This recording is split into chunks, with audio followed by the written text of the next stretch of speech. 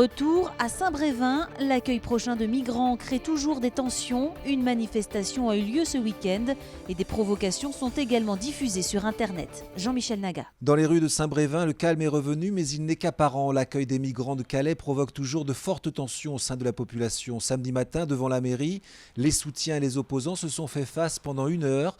C'est un collectif d'habitants qui était à l'initiative de ce rassemblement. Il y a quand même énormément de cynisme à annoncer à une commune de 13 000 habitants qu'on va recevoir 70 hommes seuls, 70 clandestins, parmi lesquels il n'y a certainement pas que des enfants de mari. On sait très bien que parmi ces gens, il y a des voyous.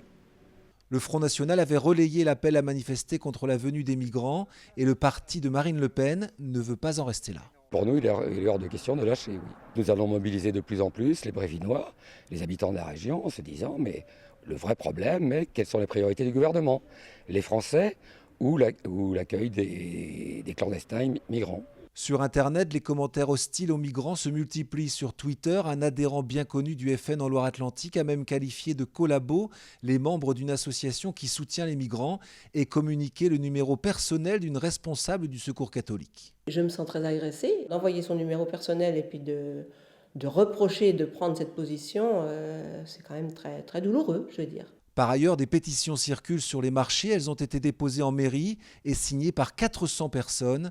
Le maire avoue son impuissance. Mon rôle, c'est d'appliquer la loi. La compétence d'accueil des réfugiés appartient à l'État. Je suis chargé aussi d'appliquer la loi. Les 70 migrants sont attendus dans les prochaines semaines dans ce centre de vacances, mais les opposants réfléchissent déjà aux actions à mener pour empêcher leur venue.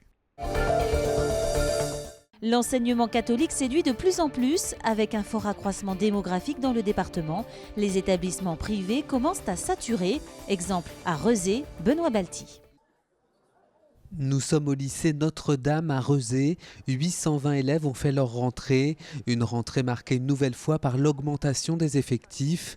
Malgré l'ouverture d'une 9e classe de seconde, cet établissement d'enseignement catholique a dû refuser une centaine d'inscriptions.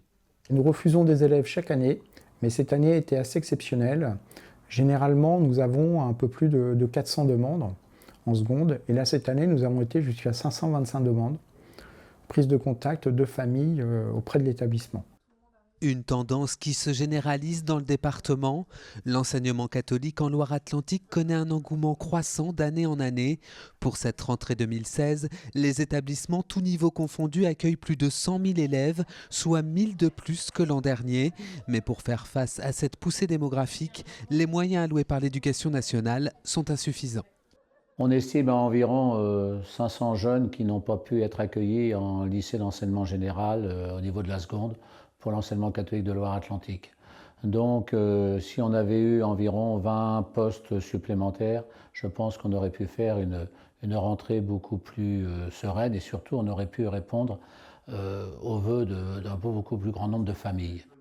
Et la Loire-Atlantique s'inscrit pleinement dans la tendance régionale. L'enseignement catholique en Pays de la Loire enregistre le plus fort taux de scolarisation de France. Après 8 mois de travaux, le crématorium de Nantes s'est modernisé. Écoutez Michel Gressus, vice-président de Nantes Métropole.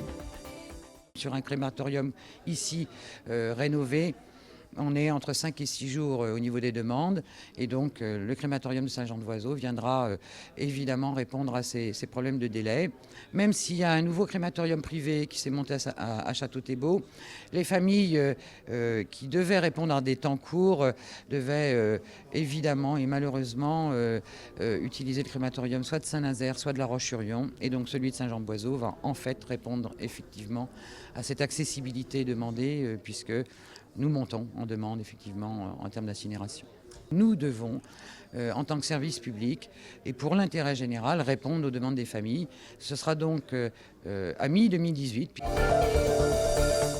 Le navigateur Damien Seguin a décroché ce week-end une médaille d'or aux Jeux paralympiques de Rio. Le Nantais, licencié au snow, peut donc oublier avec le sourire sa 4e place aux JO de Londres. Les volleyeurs du NRMV se préparent pour la saison. Une série de 12 matchs de prépa les attendent ainsi qu'un stage. Olivier Caillé. Des sourires, de la bonne humeur, mais une bonne dose de travail. Dans un mois, le NRMV débutera sa saison de Liga face à Ajaccio. Un 7e exercice consécutif dans l'élite du volley français que le club aborde avec beaucoup d'humilité.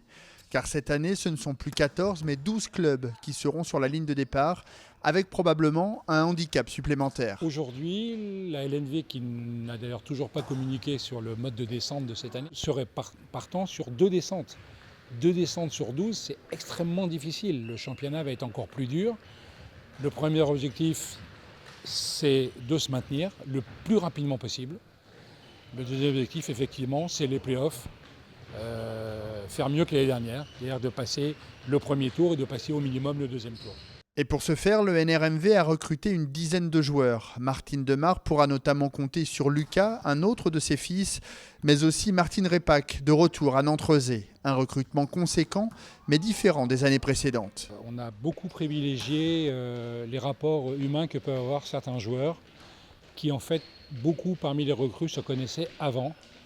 Jouent ensemble depuis des années, ou ont joué avec des joueurs qui sont chez nous, de manière à faciliter l'intégration et deuxièmement à faciliter la compréhension entre tous les joueurs, puisque cette année, à part un Américain, tout le monde parle français.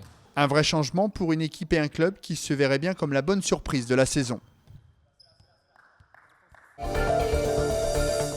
Tony Parker, la star de la NBA, était à Rezé, salle de la Trocardière tout le week-end. Benoît Balti l'a suivi.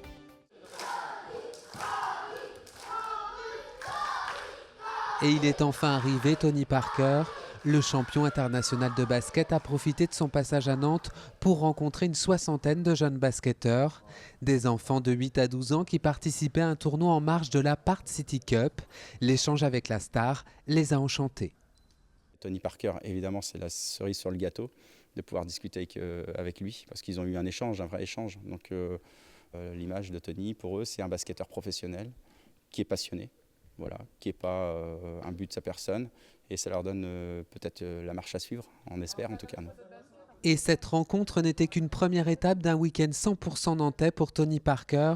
Le meneur des Spurs a ensuite participé à la présentation de l'événement The Bridge, une célébration des relations franco-américaines prévue en 2017. Un emploi du temps chargé dont Tipeee a l'habitude. De toute façon, comme d'habitude, c'est chargé. Là, j'étais The Bridge, l'événement de The Bridge. Je parle à vous. Après, j'ai une conférence de presse. On a notre match ce soir. J'étais avec les petits ce matin pour un petit camp.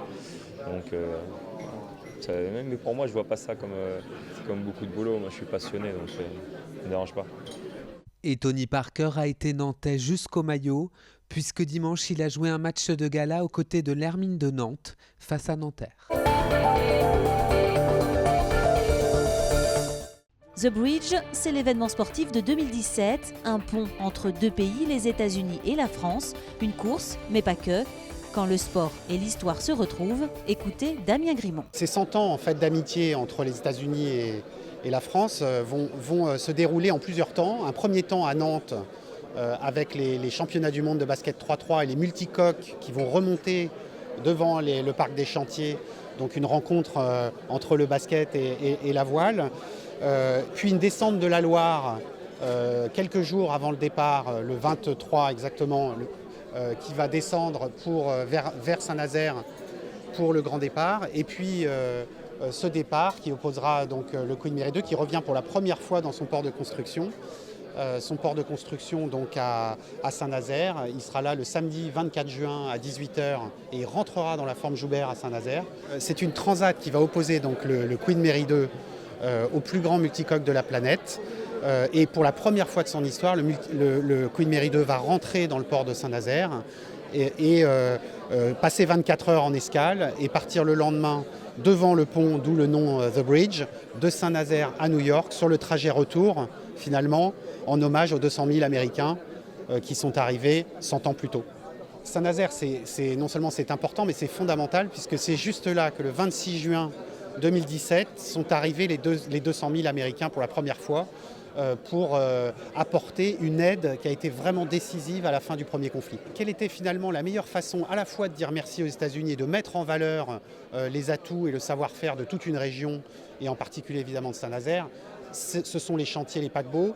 Quand on pense paquebot, on pense forcément à Queen Mary 2 avec toute la charge d'émotion qu'il y a autour de ce bateau, qui, vous savez, est aussi parti dans un moment de drame et donc est un bateau qui a aussi besoin de se réconcilier avec son territoire, mais qui est aussi la fierté des 100 000 personnes qui l'ont construit et qui est un objet aussi connu que la Tour Eiffel dans le monde.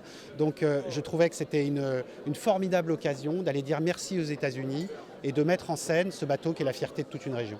Je pense que la liaison entre les deux pays, elle se lie par la fraternité et par ce croisement entre le monde du sport, le basket, où finalement on a le plus de licenciés dans le monde, en France et aux États-Unis, c'est le basket qui est vraiment le sport commun, symbole. Et en même temps, cette musique qui est arrivée des États-Unis, le premier concert ayant eu lieu à Nantes en 1917, place Gralin. Vous pouvez même aller voir un écriteau dessus. Et donc ce symbole de cette musique qui a quand même bouleversé toute l'histoire de l'Europe et qui encore aujourd'hui au travers du hip-hop, du rap et toutes ces musiques a une influence considérable. Donc c'est l'occasion d'avoir une vraie respiration fraternelle. On est dans un monde qui bouge aujourd'hui, qui évolue très vite avec le monde du digital, avec de nouvelles formes de conflits aussi. Et donc il y a un moment donné, on doit s'adapter, réfléchir au monde de demain. Et The Bridge, c'est vraiment un projet qui tente d'être le plus possible partagé, co-construit avec le territoire, tous les acteurs. Chacun peut s'approprier son bridge, le basket, la voile, les entreprises, les gamins des banlieues qui vont aller jouer au basket. On essaye de faire participer le plus possible de monde autour de ce projet pour construire un bridge de fraternité sur des valeurs qui sont les valeurs d'une respiration à la hauteur d'un centenaire d'envergure. En fait, on invite chaque acteur du territoire à nous proposer des projets. Donc on a toujours une démarche de concertation, de rencontre avec les acteurs. C'est comme ça que le basket 3-3 est né et les championnats du monde. On n'avait jamais imaginé des championnats du monde avant de rencontrer les acteurs de Nantes Métropole. C'est la concertation entre les visions de ce que peut être un bridge idéal qu'on a construit ce projet de championnat du monde dans le projet sur les valeurs de fraternité entre les États-Unis et l'Europe. Donc c'est à cette image qu'il faut associer aussi la musique. Elle va se construire avec des groupes amateurs qui vont nous proposer des productions, avec des groupes plus professionnels qui vont venir adapter aussi peut-être certaines de leurs productions. Et on essaye, comme on peut, d'avancer avec tous les acteurs du territoire. En particulier, effectivement, on a beaucoup d'espoir sur les escales à Saint-Nazaire, de produire un joli spectacle avec eux. Il y a le Festival de l'Erdre aussi à Nantes, en espérant qu'on puisse faire un pont entre nous, même s'il est symbolique. On a le voyage à Nantes aussi, qui s'inscrit dans une dynamique culturelle d'expansion du territoire. The Bridge est un outil pour le territoire pour mettre en valeur non pas les acteurs de The Bridge. Le but, c'est de mettre en valeur le territoire.